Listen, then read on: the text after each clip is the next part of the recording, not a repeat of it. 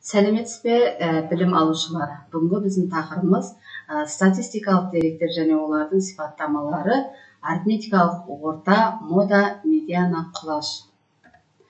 Оқу мақсаттарына келетін болсақ, бірнеше сандардың арифметикалық ортасы, санды деректердің құлашы, модасының анықтамаларын білу.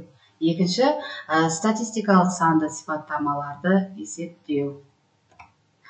Енді статистикалық мәліметтерге мысалдар келтіретін болсақ, көп салаларда мәліметтерді талдау үшін статистиканы қолданады.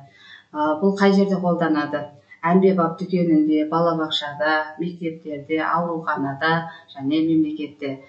Осының ішіндегі бір-екеуіне мысал келтіретін болсақ, мемлекет адамдардың әр жыл сайынғы өсуі мен кему статистикасы, екінші әмбебап дүкенінде азық түліктің бағаларының өсуі мен арзандауын статистикасы. Енді статистика ережесіне келетін болсақ, мақсатты әртүрлі қоғамдық құбылыстарға жататын мәліметтерді жинақтау, реттеу, талдау және салыстыру болып табылатын қоғамдық ғылым. Статистика терміні латын тілінің статус деген сөзінен шығып, заттың жағдайы, күйі дегенді білдіреді. Бұл сөздің түбірі стату. Мемлекет және статиста, мемлекет білгірі деген сөздерінен кейінірек статистика сөзі пайда болды. Математикалық статистика, статистикалық деректерді өңдеу және талдау әдістерін зерттейтін математика саласы. Арифметикалық орта, мода және медиана жинақталған мәліметтерге қатысты барлық сандардың мәнін көрсететін бір ғана санды таңдаудың әртүрлі тәсілдері. Арифметикалық орта деп таңдау мәліметтерінің барлық сан мәндерінің қосындысын осы мәліметтердің санына бөлгенде шығатын санды айтады.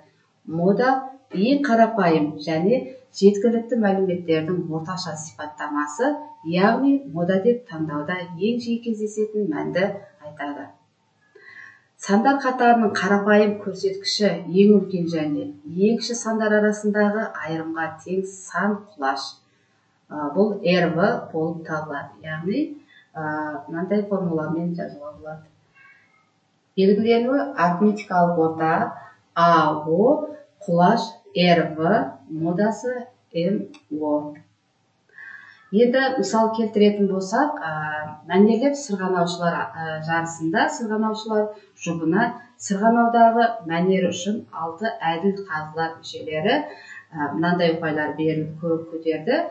5,4, 5,2, 4,8, 5,5, 4,7, 5,0 ұпайларын көтерді. Тақтада мәнерлеп сырғанаушылар жұбына орта ұпай 5,1 ұпай деп көрсетілді. 5,4 қосылған 5,2 қосылған 5,2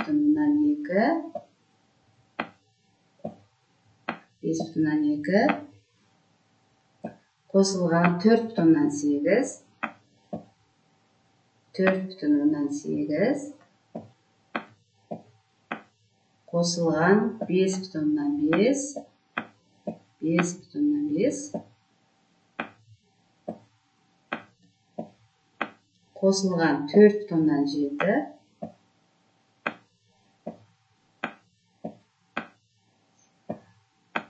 4,7 қосылған 5,0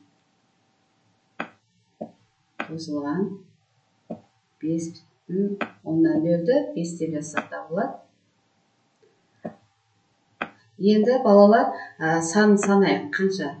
Осы санына бөлеміз. Яғни саны 6-ға бөлінеді. 6-ға бөлінеді.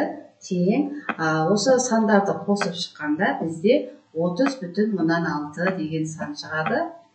Соны 30,6 бұны бөлеміз 6-ға. 6-ға бөлеміз, тең 5,1 болады. Яғни, бұл арифметикалық ортаны көрсетіп тұр. 5,1 яғни бұл арифметикалық ортаны көрсетіп тұр. Оны біз А, О деп белгілейміз.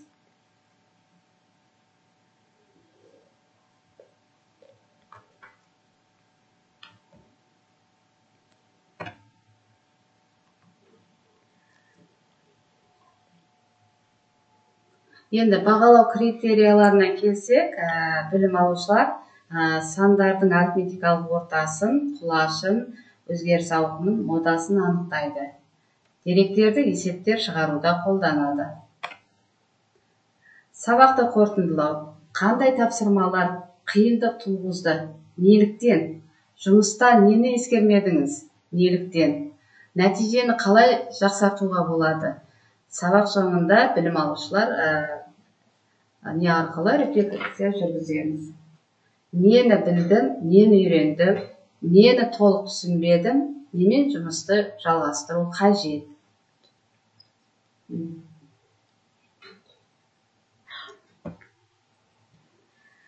Үйге тапсырма. Туыстар мен отбасы мүшелерінің туылған күндерінің санын бір қатарға жазып, олардың статистикалық санды сипаттамалар есептеу. Әр білім алушылар өзінің туыстар мен отбасы мүшелерінің осындай туылған күндеріне мысал келтіріп, келесі сабаққа шығарып келеміз.